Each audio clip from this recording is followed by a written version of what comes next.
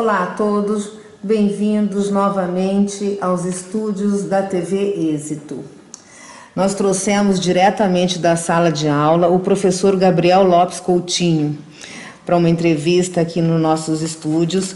O professor Gabriel Lopes Coutinho é juiz federal do TRT da 2ª Região de São Paulo, é doutor em Direito pela PUC e professor do curso de graduação e do curso de pós-graduação do Mackenzie e, claro, também ele é professor aqui do curso de pós-graduação em Direito do Trabalho e Direito Processual do Trabalho, que o curso Êxito tem em parceria com a Universidade de São Caetano do Sul.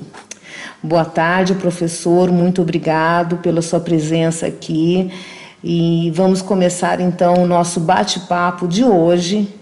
Sobre home office, tá, gente? Afinal, professor, o trabalho em casa, o famoso home office, ele é uma tendência verdadeira? É uma realidade? O home office é uma realidade, não é?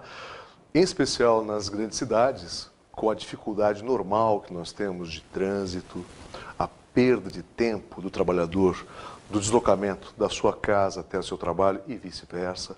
Cada vez mais, a opção por realizar trabalhos na sua residência será algo visto com muito bons olhos, tanto pelo empregador, que tem diversas vantagens, como também pelo próprio empregado, que pode desfrutar um pouco mais do aconchego da sua residência, do seu lar, junto à sua família.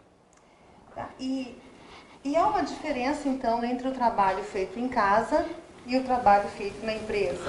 Ou é a mesma coisa? Dá para considerar a mesma coisa? Do ponto de vista jurídico, trabalhar dentro da empresa ou trabalhar dentro da sua residência não tem diferença nenhuma. Não tem, é a mesma coisa. O que importa é que o empregado esteja submetido às relações de emprego, cumprindo os 4 requisitos da CLT, ou seja, pessoalidade, continuidade, onerosidade e, em especial, a subordinação. Nesse ponto, talvez resida uma dúvida cruel, que é a ideia de que a subordinação exige um tratamento direto, um tratamento pessoal do superior, do empregador, com o empregado. E os meios tecnológicos à disposição da modernidade podem suprir essa situação de pessoalidade, mantendo a essência da subordinação, que pode ser vista em 3 elementos: dirigir o trabalho, fiscalizar o trabalho e, principalmente, poder punir, ter uma função disciplinar na hipótese de o trabalho não ser feito da maneira adequada ou como foi feito o contrato de trabalho. Então, é a mesma coisa desde que seguido esses requisitos. Tem diferença. Justo. A bem da verdade, o risco que pode correr, não é, os empregadores, é imaginar que o deslocamento do empregado do seu ambiente interno da empresa para fora, para a residência, desloca também o eixo de responsabilidade. Trabalhar na empresa ou trabalhar em casa, do ponto de vista do empregador, presume-se as mesmas obrigações de um contrato normal de trabalho. Agora, geralmente, é aí que pode ser visto, né, pelo empregador buscando uma alternativa de diminuição de custos, e aí é que pode correr algum risco, né, de não se realizar, né, essa perspectiva. A coisa ser o contrário. E, bom, falando em riscos, né, quais os riscos que o empregador corre ao adotar o home office? Então? Conforme o método que eu meço, não é, que eu faço uma medição dos chamados encargos laborais, eu posso ter dois percentuais que assustam muito os empregadores. Conforme o método, como eu disse, o encargo social, aquilo que eu tenho que pagar tanto ao empregado quanto ao governo e às instituições, pode variar de 75% até 102% do valor pago ao empregado. Daí porque o encargo social no Brasil, como é bem dito, ou como geralmente é dito, é um peso muito grande. Também é a razão principal pela qual os empregadores tentam buscar soluções para minimizar, para diminuir esse impacto.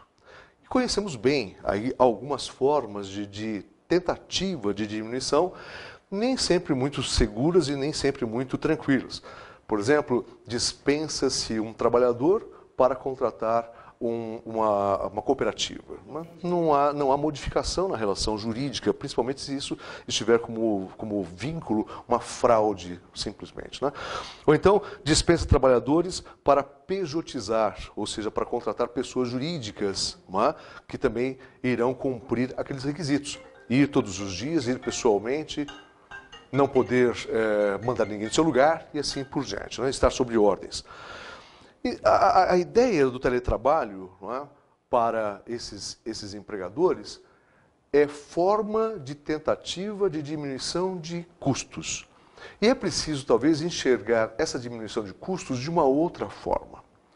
Ao invés de reduzir custos tentando fraudar a lei trabalhista, é possível fazer com que uma série de custos internos da empresa sejam retirados do seu encargo, justamente pelo trabalho feito em casa. Um exemplo, uma empresa que tenha muito home office, ela não precisará ter escritórios caros, não é?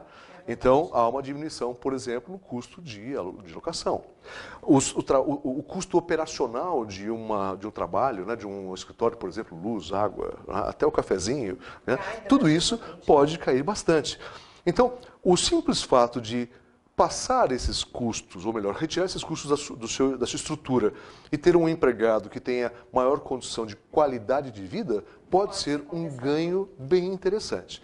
O importante sempre é que o empresário entenda que não deve ser feito uma economia somente às custas da fraude trabalhista. Isso tem repercussões negativas para todo o sistema. Menos impostos, menos sistema previdenciário, menos saúde. As pessoas terão até uma modificação de motivação ao trabalhar, não é? Justamente. Então, é todo o sistema que funciona. E as pesquisas mais avançadas mostram que quanto melhor, quanto mais forte o mercado de trabalho, o país fica mais forte economicamente também. É verdade, professor. Uma última questão, pois então. O uso do celular, e-mail, WhatsApp, isso configura hora extra? Pode configurar? É uma dúvida? Não, é muito procedente essa dúvida que você traz. No Brasil, é muito comum que uma parcela dos direitos trabalhistas, às vezes muito desrespeitado, né? Às vezes não, quase sempre desrespeitado, diz respeito à jornada de trabalho. Um empregado que trabalhe internamente tem, por parte do empregador, controle total da jornada que ele coloca à sua disposição para trabalhar. Entra às 8 da manhã, sai às 5 da tarde. Na hora que há o deslocamento desse trabalho para a residência, há uma dúvida se o empregado realmente trabalhará durante 8 horas por parte do empresário. Por parte do empregado, há um receio de que ele aumente ainda mais essa jornada sem ter o seu reconhecimento. Os meios de controle na residência serão aqueles tecnologicamente fornecidos hoje, que você comentou também. É o e-mail, é o WhatsApp, é toda essa parafernália que nós temos, né? Eu acho que uma solução, um encaminhamento de solução importante é, primeiro, fazer com que haja um regramento, uma política de empresa voltada ao uso desses instrumentos. Segundo, a possibilidade de que o empregador respeite os horários do empregado. Por exemplo, não sai e-mail da empresa para o empregado antes de tal hora. E depois de tal hora também evita-se, como tem sido feito em alguns acordos internacionais e em outros países mais desenvolvidos. É uma forma de permitir que o empregado, naquele momento do trabalho, esteja à disposição. E fora disso, é como se ele estivesse fora da própria empresa. Não? Fora isso, é importante verificar qual é o conteúdo das mensagens. E já finalizando, né, essa pergunta, que ela é bem complexa, mas espero poder colaborar, todas as comunicações da empresa, elas podem ter 3 tipos de conteúdo básico. O primeiro é um conteúdo que é uma mera informação. Olha, o curso Êxito vai lançar um novo curso de mestrado em direito do trabalho. Né? Você manda essa informação via telefone, via WhatsApp para os seus colaboradores. Essa informação não é nenhum tipo de ordem de trabalho. Esse é um primeiro conteúdo, uma propaganda, né, que pode existir, né, muito facilmente. O segundo conteúdo importante é aquilo que é uma ordem, mas não exige uma ativação imediata. Imagine que você pede para sua secretária, né, a semana que vem ou amanhã me providencie um memorando, uma carta ou marque uma reunião. Ela vai receber essa informação a qualquer hora, mas não vai precisar se ativar naquele momento. Portanto, essa ordem também não configura o trabalho.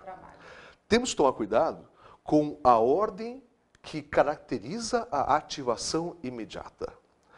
Exemplo, eu mando às 6 horas da tarde um e-mail para a secretária dizendo amanhã, às 8 da manhã, eu preciso dessa carta ou dessa apresentação feita no meu e-mail.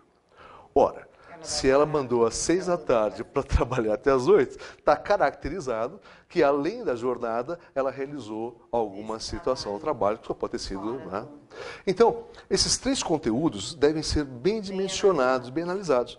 Portanto, o empregador tem que tomar cuidado que, se ele fizer uma comunicação fora do seu expediente, que essa comunicação não se caracterize por ordem de efetivação imediata. Se isso se caracterizar, com certeza o juiz terá grande chance de deferir horas extras. Interessante.